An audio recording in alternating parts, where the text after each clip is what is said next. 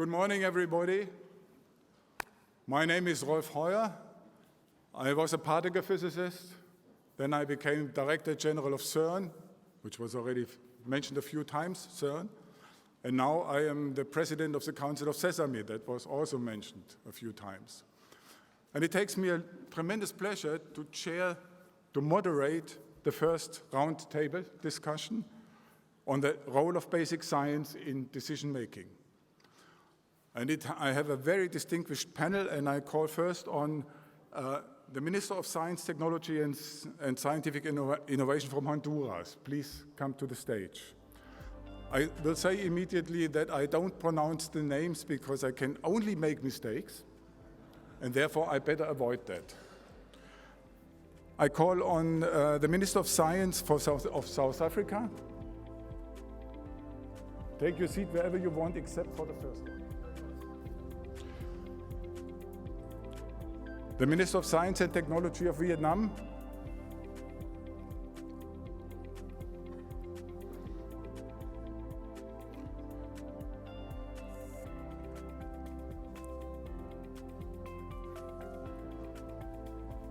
Now, physicists, now it's the term of physicists.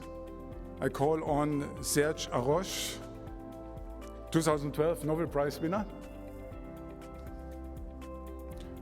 And on Giorgio Pérez, 2021 Nobel Prize winner. Please come on the stage.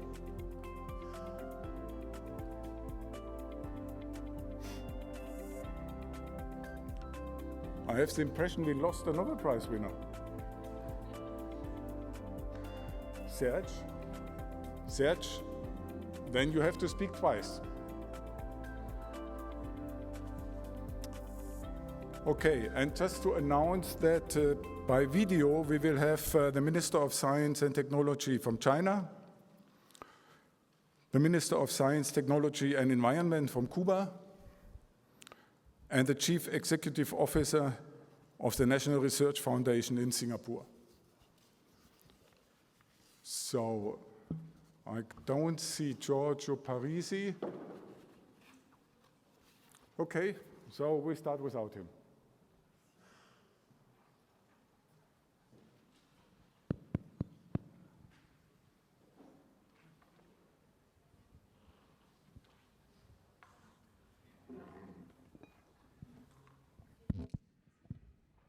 So,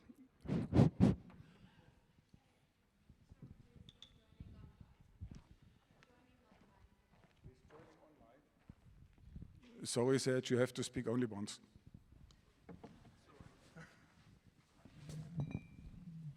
So again, good morning, everybody. The role of basic science in decision-making. Well, how can we take decisions without talking to each other? I think it's the job and the task of the scientists to speak with politicians. And it's a job of politicians. Thank you. And it's a job of politicians also to speak to scientists. I think we have to find a common language in order to bring the world forward. And maybe we make the first step here this morning in this discussion on basic science in decision-making. We have seen almost all over the world that the COVID-19 pandemic has drawn our attention to fundamental problems, which are related to the relation between science and policymaking, exactly to the point which I was just making. And therefore, I think for everybody, the value and the importance of science for decision-making became clearer than ever. So my first question goes to the Minister of Honduras, and I'm asking you, what do you think are the main lessons we learned concerning the mechanism of interaction between policymakers and the world of science when you are planning and implementing certain actions? Please.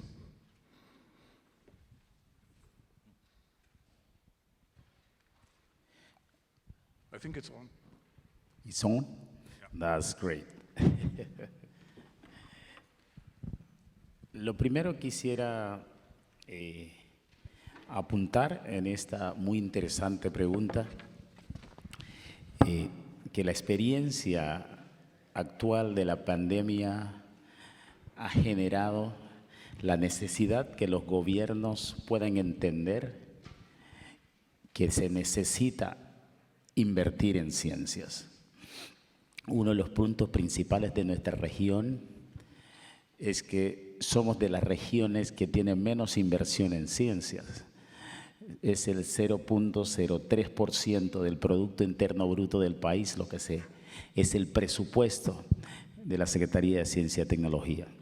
Entonces, la realidad para nosotros hoy ha visto que los tomadores de decisiones obligatoriamente a través de esta dinámica de la pandemia se han visto en la necesidad de entender cuál es el significado de realizar la inversión en ciencia, el incremento del presupuesto para la Secretaría en ese contexto que para nosotros es sumamente importante. I would like to point like a two important elements how the pandemic guide some decision makers and to understand that it's really important the investment in science and how to increase the budget of a secretary like Science, Innovation and Technology, which in our region and in our country is one of the Secretary of the State who is left behind. Is almost 0.03%. The budget of those ministries in our region in Central America. And we think that this exercise, the dynamic of pandemic, make the decision makers understand that we need to increase the investment in terms of the science, innovation, and technology.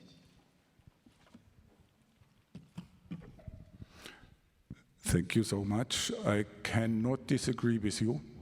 I fully agree with you that one has to invest more. And I think this leads to the question to the Minister of Vietnam. And do you think, have the lessons learned during the pandemic urged the world to envisage any change in the relation between science and policy making for the future? And if yes, how? Thank you very much for your thoughtful question. Excellency, Honorable Minister, ladies and gentlemen, good morning. First of all, I would like to express my sincere thanks to UNESCO to invite me on behalf of the Ministry of Science and Technology of Vietnam to participate in this meaningful event to celebrate the International Year of Basic Sciences for Sustainable Development. It is my great honor indeed to enjoy your in this roundtable discussion to share how we policymaker and science community can interact, adapt, and work together in responsible to global challenges in the post-COVID-19 world, based on the lesson learned during the pandemic to ensure the safety and security of the people and achieve well-being, economic growth, and sustainable development. As shown by the current COVID-19 pandemic, it is a life and death of mankind that we must take into account in our effort to perceive future progress of science and technology. This historic crisis underlies the value and importance of science more than ever, stresses the critical role of science for decision-making clearer than ever. Extraordinary circumstances call for extraordinary measures. That is what we have learned from the pandemic, and to understand this, it is important to change the mindset of both policymakers, and scientists. Yes, indeed, there should be the mindset shift to the science and technology transformation. In the rest of research and development of vaccine and medical product during the pandemic, we try to shorten the timelines and procedure for research funding and approval. In preparation for future pandemics, we need to establish a system to provide safe and effective vaccine, diagnosis and treatment in a short time, and yes, under principle of fair access. There are our long-term challenges. Those challenges urge governments and policymakers, scientists, and other stakeholders to encourage sandbox and experimentation, to accept trial and error, to take risk and tolerance of failure. In relation to scientists, we must shift from controlling to empowering, from privacy to transparency, from profit to purpose, to ensure access to affordable testing and treatment for everyone, and as quickly as possible. Open science is more important than ever. During the pandemic, with the UNESCO recommendation on open science adopted by the General Conference of UNESCO last November, research results are being opened to the public and among the scientific community with the aim of sharing knowledge around the world. However, there should be perhaps specific platforms that provide access to patents, scientific data, publication, and facility for researchers in less developed countries. In the post-COVID-19 world, the lesson still remains in the balancing between three P's: productivity, people, and planet, to ensure that at the same time the quality of the economic growth, safety and security for the people, and sustainable development for our future planet.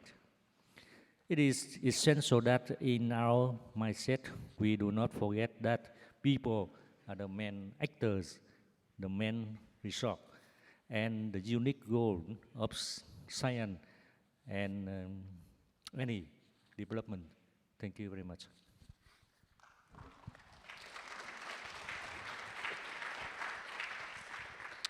Thank you very much. People, definitely, I mean, we heard before STEM education. Without people educated in science, technology, engineering, mathematics, it will be impossible to do it. But in addition, I think one thing belongs to that, and that's a critical mind. People have to learn how to look critical on whatever is published. That's very important too. I'm asking if Giorgio Parisi is on.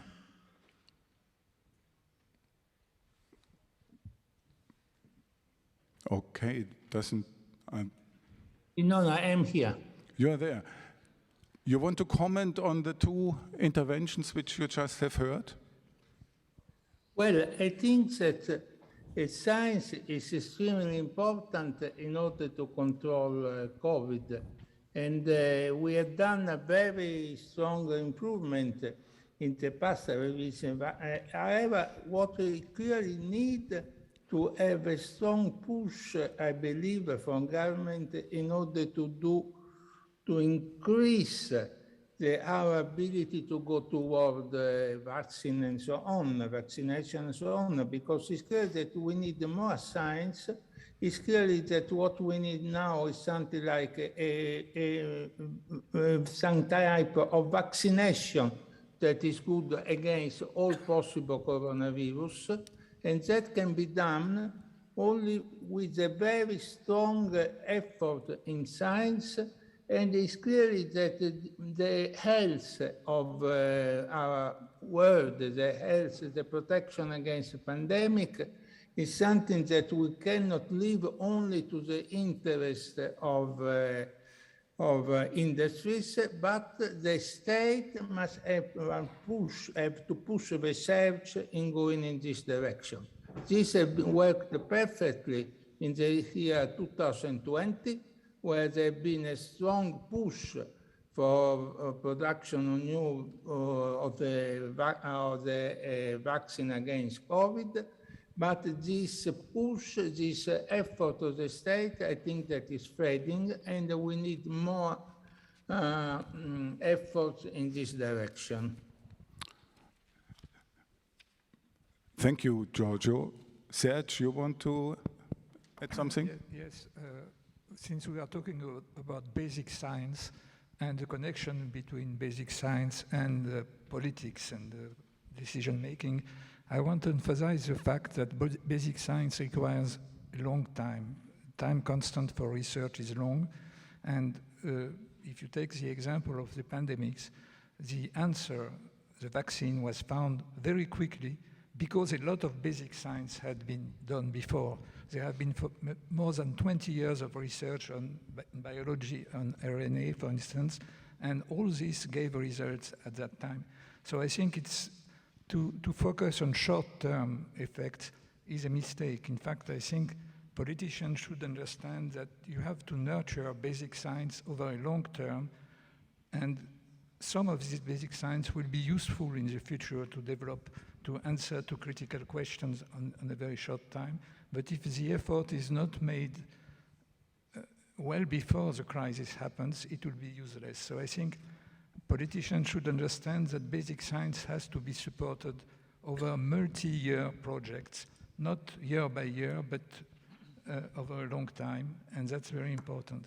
I want also to add what has been said by the Minister of Honduras, that the amount of money which is given to science in this country is a very small compared to the PNB. I think this is a big problem, not only in your countries, but also in developed countries. Not enough science is put into research, into basic science. It should be increased. And the answer I have for developing countries is that they should put a lot of efforts before science on education, and one should develop programs in which, through which bright minds, bright students from these countries get stipends to go and learn in more developed countries, with the hope that they will come back later and help the development of these countries. So we are talking about open science. I think an important part of open science is to develop this kind of programs, helping these young people to acquire training and knowledge and then come back in their countries to develop it. And I think UNESCO should play a very important role in this kind of programs. I think we could call it open education. To be open to everybody, developed, emerging, and less developed. Yeah. We have to pull all at the same string, in the same direction, by the way. Yeah, okay, fully agree. And you gave me a very good keyword for my next point. Not always can or should be a research done by single countries. I think it's very important sometimes to join forces. And by joining forces, you also join the funding efforts, and it is less expensive, less resource intensive than if you do it alone. And you, please, Serge. Yeah, I want to say, it's what you say is obvious if you deal with, if you are considering big science, for example, science accelerator or big telescopes or big projects involving big factories, then you need, of course, big science. But what I want to say is that even for small size science, it's very important. And you should realize that a lot of the inventions which have changed our lives have come from small-size science. The transistors, the laser, atomic clocks, and the GPS, nuclear magnetic resonance have been discovered in small laboratories. And the collaboration between small laboratories across the world is very important. Europe is giving a very good example of that. For example, the European Research Council, which is given grants all over Europe. All the scientists in Europe are on an equal footing to apply for these grants, and then they collaborate with each other. And it has been a very strong tool for Europe to develop excellence in science. And I think other parts of the world should take this as an example and try to collaborate between themselves, even if there are some geopolitical walls which are against that. I think science is a universal activity, it's a global activity, and we should take this as a positive step to try to overcome the big problems that we are facing today. Exactly. So I think a very good example also is CERN, although it's a large facility, but it is sustainably supported by its members since more than 60 years. And it also, and that's now my point, shines out into the general public. It was already mentioned this morning that on Monday we celebrated the 10th anniversary of the Higgs discovery. I don't know of anything where we celebrate 10 years after the discovery, such a discovery. That means the general public is still very interested, even 10 years after that. They were tremendously interested at the time it was discovered. And that could help in the education. It could get people, attract young people's attention and come to science. It doesn't matter what they do afterwards, to my mind at least. The main thing is they know about science and how science works. And this is, therefore, education, I think, is tremendously important, and the collaboration is important. So on the collaboration, I want to turn now to South Africa. And the question to you is, if you use a CERN model, would you be in favor of extending this model to more research domains, health, for example? Thank you very much, moderator. Greeting to the other panelists here and our audience. Let me just start by saying, if I can answer that question right from the word go, my answer is an emphatic yes. That we do need collaboration, joined up basic research projects. But such efforts, of course, we would argue strongly, must be based on principles of international scientific cooperation, which are truly inclusive, equitable, and able to draw on all the cultures and sources of knowledge, including indigenous knowledge systems, involving both the global north and the global south. I think that it's very important that basic sciences, as we say, are understood to be indeed indispensable. If we are to begin, for instance, to answer the three haunting questions by that famous French post-impressionist Paul Gauguin in his intriguing oil painting of 1897, where do we come from? What are we? Where are we going to? In other words, without new knowledge, we are incapable of understanding our past, present, and possible futures. Basic sciences, it's an important point to make, are foundational to all forms of human knowledge. And our own understanding of basic sciences is both natural and social sciences. I think that's a very important point to emphasize.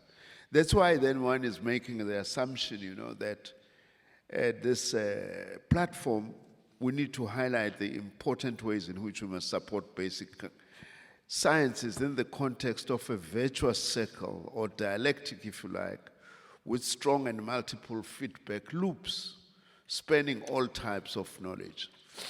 There are many good reasons why I'm answering emphatic yes in terms of collaboration, like the example of CERN. Because just the sheer cost of some large-scale scientific endeavors, CERN, for example, but in South Africa we can also quote the Square Kilometre Array, the International Space Station. So that requires, because of the size of these projects, close collaboration. Also, in other instances, just the sheer scale of effort to answer major scientific questions require large-scale and often long-term cross-border collaboration. For example, the International Panel on Climate Change. Also, the need for this cooperation is also underlined by the existential threats that should be powerful motivators, to the pursuit of large-scale collaboration, as we have seen with COVID-19 pandemic, and as science is telling us, we are entering an age of new pandemics, that are likely to emerge. Just quick lessons on our side from COVID-19 that underlines the crucial importance of basic sciences. The rapid adaptation, for instance, of mRNA technologies, which originally stemmed from research on cancer, were very helpful in terms of finding vaccination. In South Africa, we made a significant investment into genomic surveillance, which enabled us to identify new variants of COVID-19. Basic science also is a very important platform for skills development and training in disruptive technologies. For instance, African astronomy graduates are being trained, that are trained in data science, are beginning, for instance, now to divert into issues of food security. Now, just the last quick few points. International cooperation in basic sciences also helps us to foster a capacity, which is very important, to overcome narrow chauvinistic and nationalistic interests, which at some stage were threatening our effort in dealing with COVID-19. I believe, for instance, as I have said, that CERN is a very important example on the importance of this collaboration. SKA project, as I have said, operating South Africa, Australia, and in other 14, with the participation of 14 countries. And we do need then to extend this logic into the domains of climate change, food security, energy issues, global social inequality that is actually facing humanity. So in a way, we have no choice as humanity. The planet is really one, as it was said in one of the videos. It's not many planets, it's one, and usually the challenges that are facing us are increasingly interdependent. But in saying so, we mustn't also lose sight of specific regional challenges. That's why in South Africa, for instance, we want to call very strongly for dedicated research funds for the African continent to fund its priorities, both in terms of defending itself from pandemics, but also in terms of realizing the potential that Africa has in terms of alternative sources of energy, for instance. In conclusion, I would just like to say, really, in order to achieve all this also, we must emphasize the importance of robust multilateral institutions such as UNESCO. Without that, we'll really not be able to realize this. Thank you very much.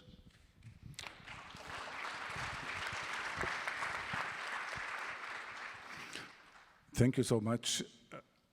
Robust institutions like UNESCO, but also robust institutions internationally concerning the science itself. I think the scientists also have really their job to do there.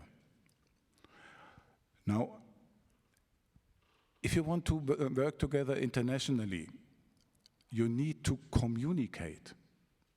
Because without communication, you cannot collaborate. So the question is here,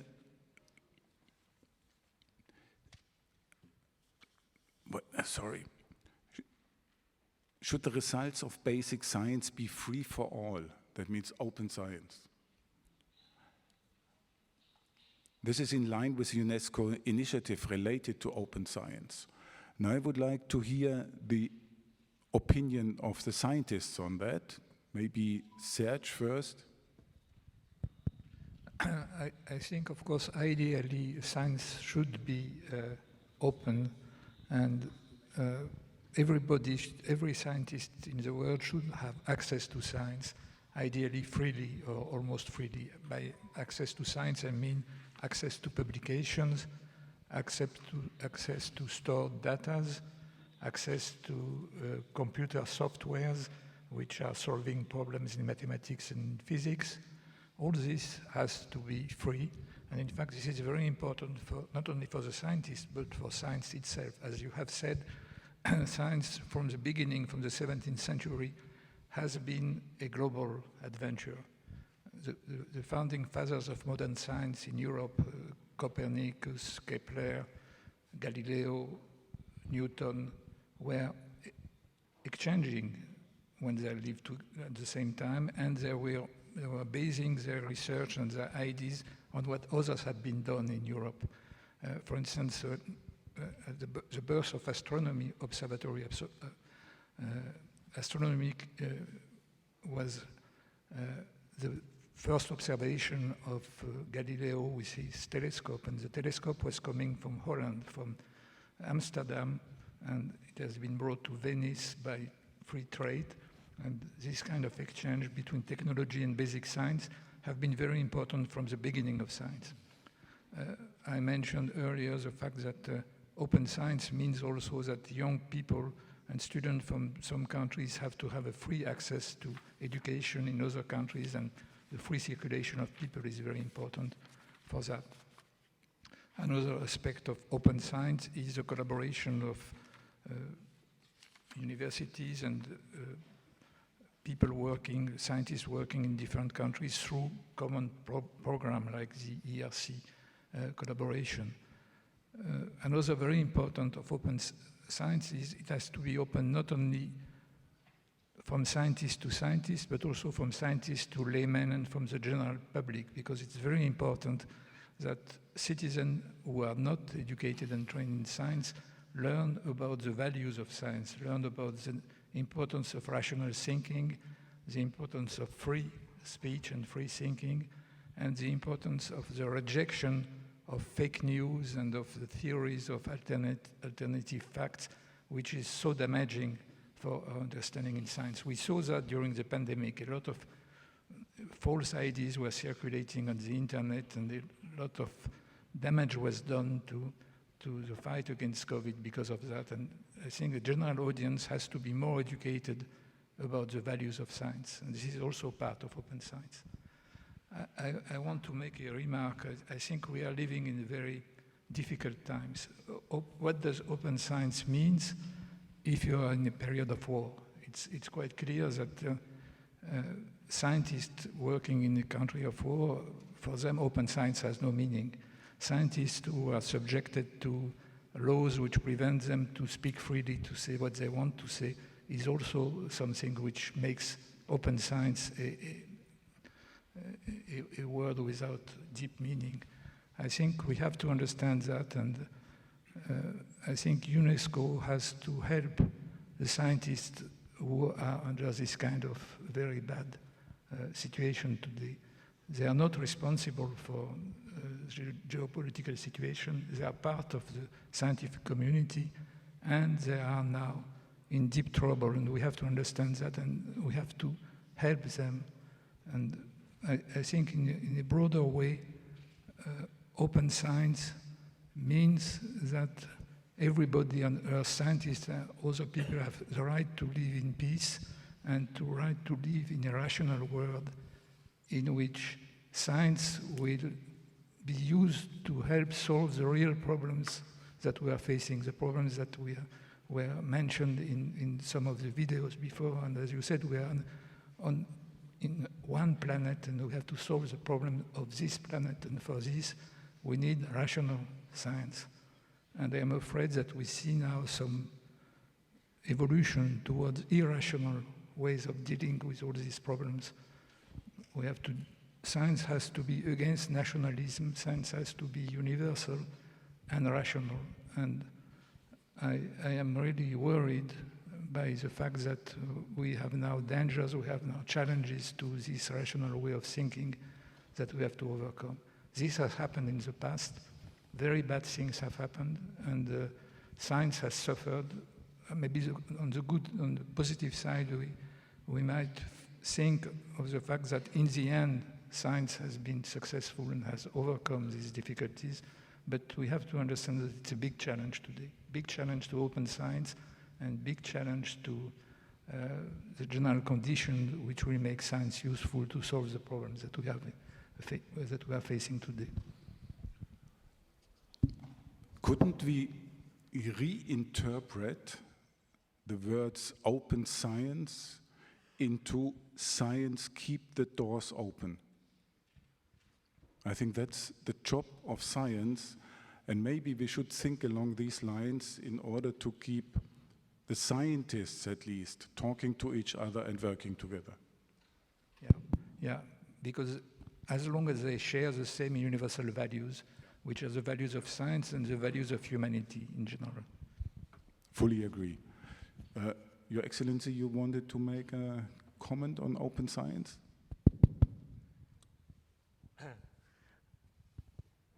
I have share with you about open science. I think that open science is more important than ever, especially after COVID-19 pandemic. Yeah. So I think that policymakers and scientists still have the gap. I think they need to trust in each other and listen to each other. To build trust, both sides have to try hard and ensure openness, commitment, and contribution. To remember trust, we need to have both supporting scientists and knowledgeable policymakers. Listen to the problem of the government and understand the nature of science, take risks, and share risks. Open mind, move faster and act quickly. Finally, in today's interconnected world, the efforts of the single country are not enough to deal with the regional and global issues. We share common future. We need to bring together all the national and international stakeholders in a common agenda to respond to the global challenges in the post-COVID-19 world. Vietnam is happy to be part of those international cooperative efforts.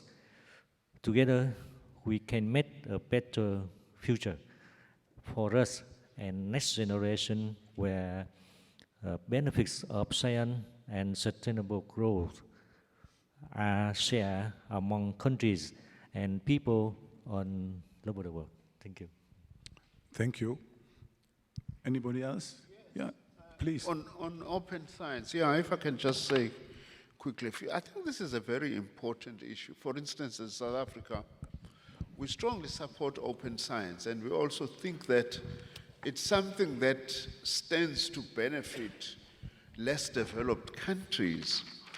But it won't happen on its own without at the same time understanding that, yes, wars do threaten open science, but also existence of huge social inequalities and uneven development in the world pose serious threats and barriers to open science, which means, therefore, the struggle for open science must also at the same time be a struggle to fight against existing social inequalities and the uneven development in the world.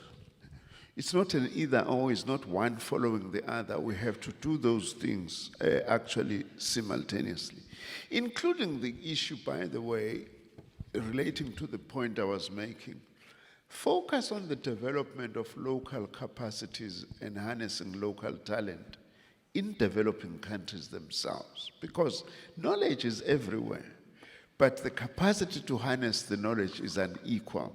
So it's very important also, in order to realize open science, that investment is made. That is why I'm calling for, amongst other things, dedicated research funding for the African continent, for instance, on science, technology, innovation, but in particular in basic sciences as well. Please, Your Excellency, and then Serge. Quisiera apuntar tres elementos fundamentales a esta discusión. Uno, que para crear este movimiento de las ciencias básicas es importante partir desde el proceso de democratizar el espacio de las ciencias básicas.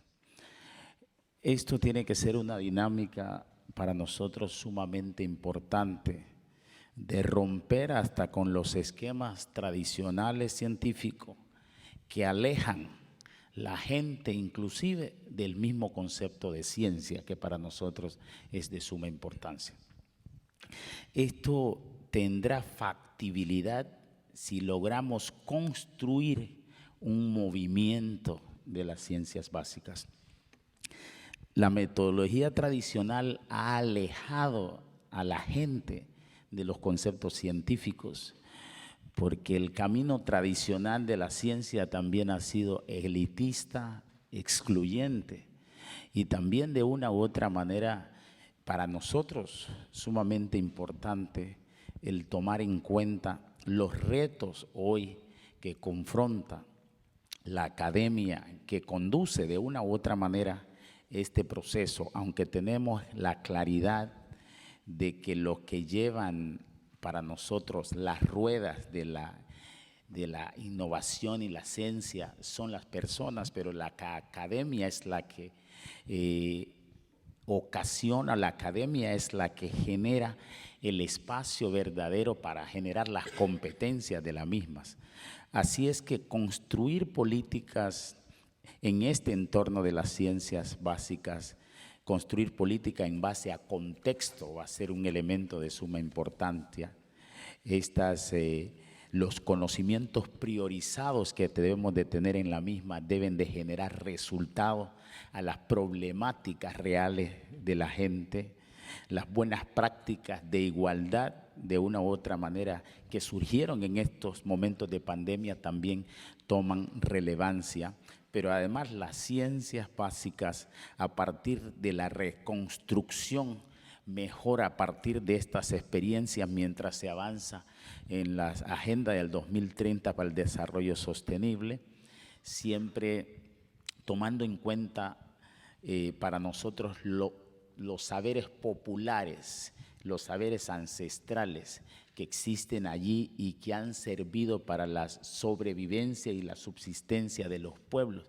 Esto de una u otra manera genera la identificación que debe de tener la academia en encontrarse dentro de los saberes de los pueblos. O sea, esta enseñanza de las ciencias básicas más cerca de la gente, que tolere hasta la cultura del error, porque para innovar y para hacer ciencia hay que atreverse a la creatividad, y que también creemos que eso es de suma importancia para nosotros, y que la inversión que exista o la poca inversión que exista entre las ciencias básicas en los países, con esta estrategia incluso regional que se ha generado de las redes, los repositores, las incubadoras, esta generación de competencias, consideramos también que solo juntos podemos afrontar con esta estrategia la cuarta revolución industrial, pero que sí es necesario construir el movimiento de la ciencia básica más cerca de las realidades de la gente. Getting science closer to people, definitely. But also getting people closer to science. That's also needed. Serge, please. And then after this, we have to move towards the virtual part, because all the panelists are waiting eagerly to hopefully say something. Okay, so I want to say that I fully agree with the fact that open science is challenged not only by geopolitical wars, but also by social inequalities, and it's very important in Africa, but it's also very important in Latin America and in South America. I have been visiting these countries quite often, and I think the first thing which has to be done is to improve the level of education. Education is at the basis of everything. And for that, the situation, the level of teachers and the way teachers are being paid in several countries I have visited is the problem. I think you cannot have a good education if you don't understand that teachers are as important as engineers for the development of countries. That the basic wealth that you have in these countries is the minds of the young people. And if you have to nurture the mind of these young people, and in fact this is true in all countries. It is critically true there, but it's also true in France and in the countries where the level of education is not high enough. We are not ambitious enough to raise our children, and this is very important. Before we talk about science, we have to talk about that. And and I also have a thought for girls, the education of girls. There is a country now in the world where girls are excluded for education. I'm talking about Afghanistan, and I think we should think more about that. It's a big tragedy, and it's a tragedy there, and it's a problem in many countries. We have to increase the ability for girls to access to education, because it's half of the humanity, and it's an essential issue that we have to keep in mind. Yeah, I fully agree. And all these social problems are not only in the developing countries, it's also in the developed countries. We should not forget that. There is a huge difference also in the developed countries. So we are now moving across the world, and we start with China, please. I mean, we have discussed it already at the beginning that funding of science, and in particular basic science, is fundamental for the sustainable development. But we need to know what are the main challenges that are continuously facing governments in creating sustainable funding schemes for basic science. Would China like to address this question, please? Thank you. Thank you, Mr. Chairman. Mr. Chairman, Yeah. colleagues, and scientists online. First, I believe that the UNESCO is hosting the International Year for Basic Sciences for Sustainable Development is a very good choice. The Chinese government is very willing to continue cooperation and exchanges with relevant international partners. To your question, I would like to answer it from the following aspects. For basic research, it involves scientists, researchers, research facilities, environment, and input. But on the part of the government, in terms of its challenges, we believe that basic research is first and foremost a research on the basic sciences problems. What are the problems in this area? It is difficult to form a consensus among the counterparts and peers. So they need to figure out the common views on the topics of basic research problems. For such topics, there are some differences in views. So in formulating such research topics, there are uncertainties and unknown features. And also in discovering the new knowledge, aspects, it is very difficult to have clear and agreed decision at the beginning of figuring out the topics. And also there are challenges from the unity and individualized relations of the funding to different subjects and problems. Here are the differences in the encouragement of target-oriented and free exploration basic research. Just now, some researchers and colleagues have mentioned that in scientific projects and engineering, there are also new basic science problems emerging. So for the funding on the part of the government, we need to manage well the relationships. And secondly, on the funding approaches, we should properly handle the relationship between stable support and competitive support.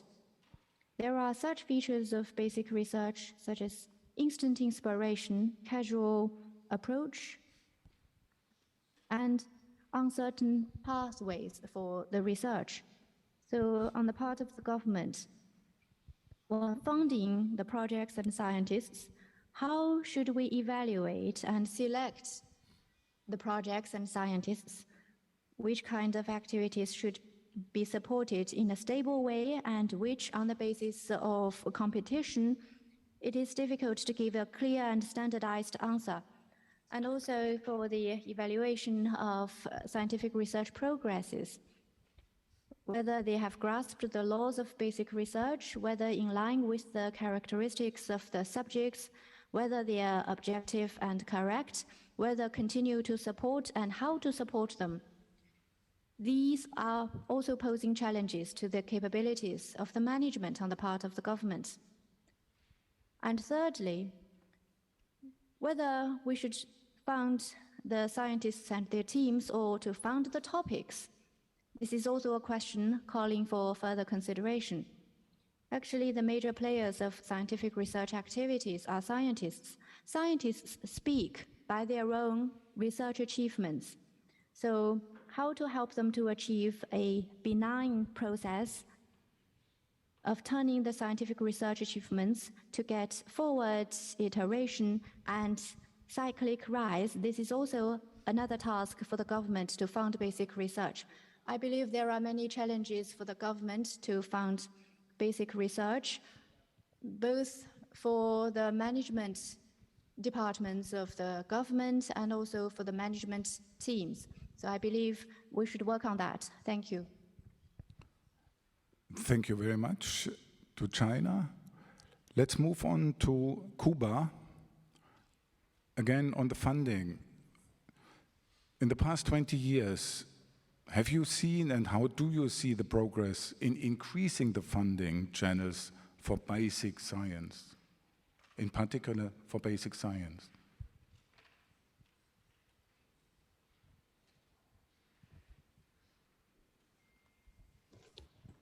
Well, I think that the important point is to have, as it was said before, international cooperation. The international cooperation is essential, and cooperation is also essential, not only for. Sorry. Okay, I'm sorry, this was an eager scientist to say something, Giorgio. I think we should get the word to Cuba, please. I don't know. Cuba is at least there, I think. Could you? Yeah, okay. Please, go ahead.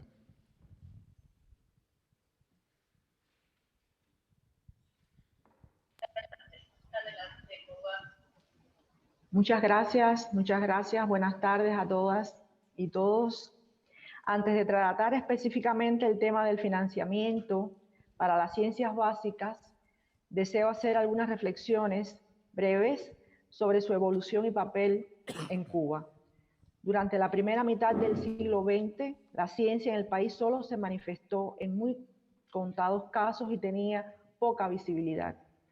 al final de la Segunda Guerra Mundial era precaria y sin el apoyo de los tomadores de decisiones gubernamentales, tal y como señaló el informe Truflo del Banco Internacional de Reconstrucción y Fomento en 1951.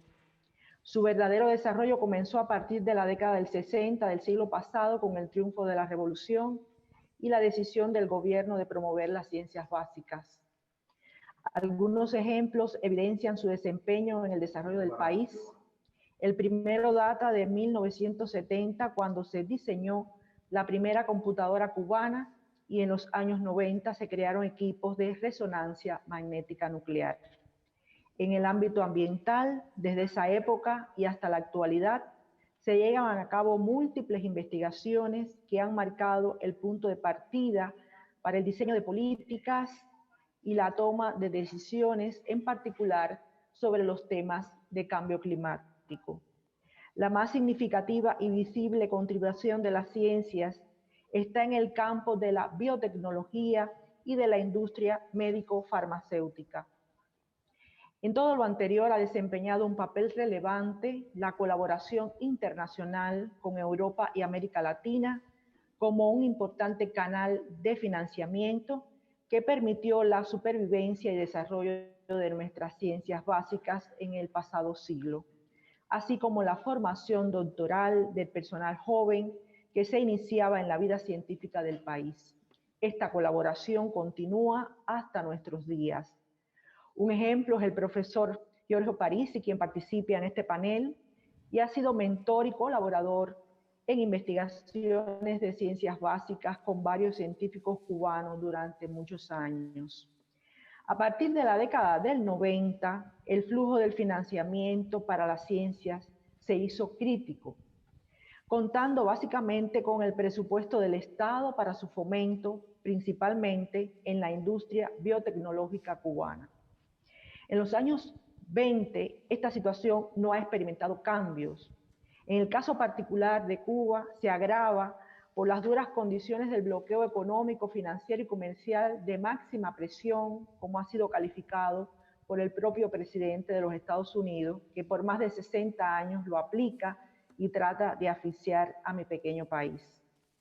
No obstante, un ejemplo fehaciente de lo alcanzado por Cuba en este ámbito es el control de la pandemia de la COVID-19. Fuimos capaces de obtener 5 candidatos vacunales, 3 de ellos convertidos ya en vacunas 100% cubanas, con lo cual hemos protegido a más del 95% de la población, incluyendo la infantil, y reducir la letalidad a una tasa de 0.77%, muy inferior a la del mundo, que es de 1.16%. A nivel mundial, los canales de financiamiento para las ciencias básicas responden a la tendencia actual de la concentración de resultados y producción científica en los centros de mayor tradición, así como del crecimiento de la emigración de muchos de los mejores y más emprendedores talentos del mundo subdesarrollado a esos centros de élite. Esto se hace evidente en las autorías de muchos de los principales artículos científicos de mayor impacto actual. Se impone entonces que aprovechemos este Año Internacional de las Ciencias Básicas para el Desarrollo Sostenible para promover al menos 2 iniciativas que renueven el compromiso y papel de la solidaridad científica. Una de ellas sería la creación de fondos regionales libres, sin restricciones políticas, como debe ser en las ciencias, para la financiación de proyectos de ciencias básicas y formación doctoral, alimentados con financiamiento de los países más ricos y gestionados de forma transparente por y para el interés de los países receptores y sus eventuales redes regionales. Una de estas regiones puede ser América Latina y el Caribe. La otra sería la creación de un centro internacional de investigaciones dedicado a las ciencias básicas con financiamiento y liderazgo científico que permita la formación de jóvenes doctores procedentes de países en desarrollo, en especial de los pequeños estados insulares. Cuba está en disposición de intercambiar detalles sobre esta propuesta con la UNESCO, con el interés de que pueda ser acogida o auspiciada por los mecanismos de colaboración y apoyo a la ciencia que tiene esta organización. Finalmente, deseo agradecer la invitación realizada para participar en esta celebración, lo cual hemos considerado como un reconocimiento a Cuba. Además, reiteramos el compromiso de continuar impulsando la orientación vocacional y formación de jóvenes que aseguren la salud de estas ciencias, entendidas como la plataforma necesaria para el desarrollo de los nuevos y desafiantes avances tecnológicos que enfrenta hoy la humanidad. Muchas gracias.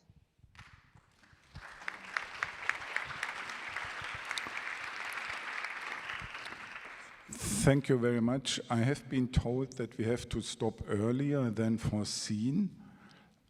So I would like now to give a short word to Giorgio, who wanted to say already something before, and then we move to Singapore.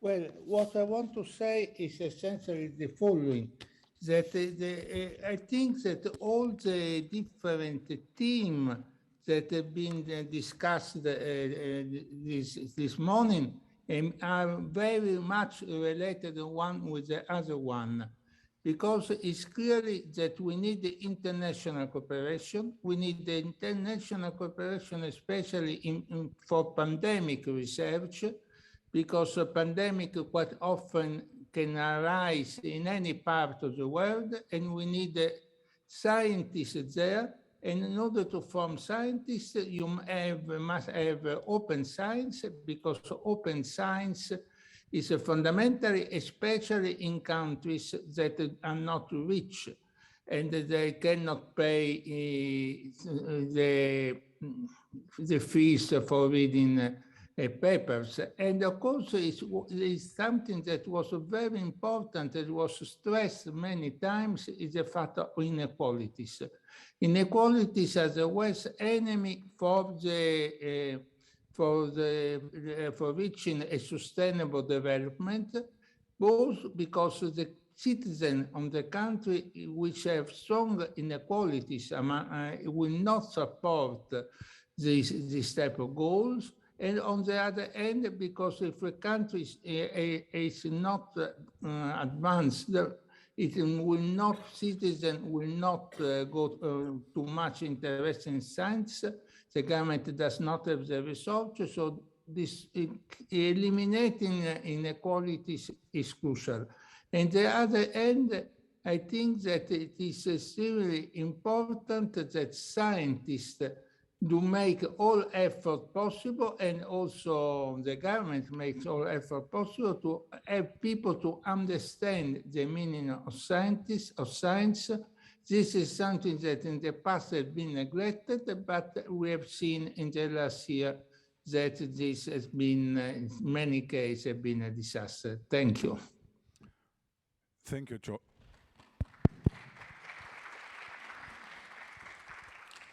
Thank you, Giorgio. Now, one last point we wanted to touch is sometimes the tension between basic science and applied science. Although my personal opinion is there is no difference, it is science. But I wanted to ask to Singapore, what is the ratio between the amount of money invested in basic science and that invested in applied science? And how should we make sure that it is balanced? Well, thank you, Mr. Chairman. I would like to share with you Singapore's perspective. And essentially, this is a perspective of a small country. Firstly, I would like to echo Professor Harosh's view. Singapore has always valued investment in education.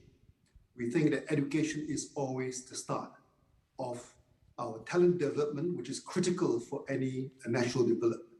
So if you look at Singapore from the early days of our nationhood, our investment in education is paramount. And we'd like to pride ourselves that today we have a very, very strong educational ecosystem with universities are globally competitive. Then follows investment in science and technology. And there is a belief that science and technology will propel our country in terms of our national development, economically, but also the applications of science and technology to address our existential issues. So we, as a small country, our investments in science and technology only started seriously in 1991. It's only a 30-year journey. In the early days, I would say, focus of our funding were primarily applied science. And the reason because it is driven by our economic narrative. In the early days, I would say that the focus was also on the physical sciences, and that relates to the economic structure in Singapore. This started in 1991 with about $2 billion of investment over 5 years. Over time, I would say that our shift has been towards the basic sciences, as we realize that investment in basic science is required for us to stay the journey, to ensure that we are able to build a much more comprehensive knowledge ecosystem. As we are in our 5-year plan or 75-year plan, we have a budget of about 5 billion Singapore dollars a year, of which we are making sure that at least 30% of our research funding is for the basic sciences. But I think all of us realize that in science, it's a continuum. There's nothing called basic, applied, or translational.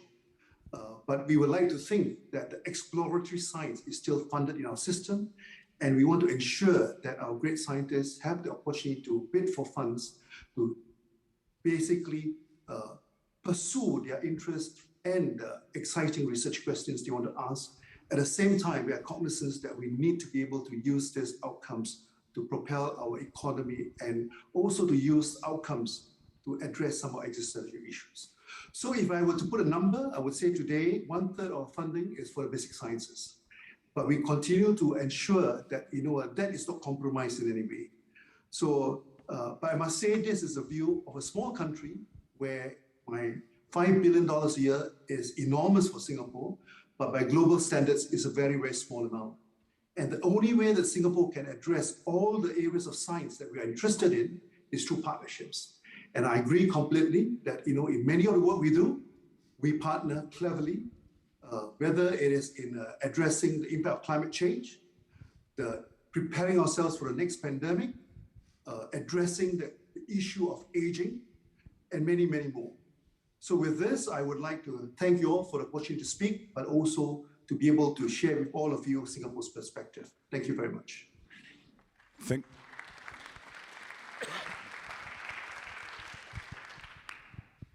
Thank you very much. I'm now forced to close this panel. Maybe just a few keywords at the very end. We all agree education, especially STEM education, is critical. International collaboration is critical. The interaction between scientists and politicians and between politicians and scientists is critical. And at the end, as was just pointed out by Singapore, this virtuous circle between basic science driving innovation, driving applied science, driving better innovation, and in this way driving better basic science. This should never be stopped, not interrupted in any place. If you do that, we lose out, and we lose out everywhere. So I would like to take this occasion to thank our panelists in person, but also at the video screens, and I think they deserve a big applause.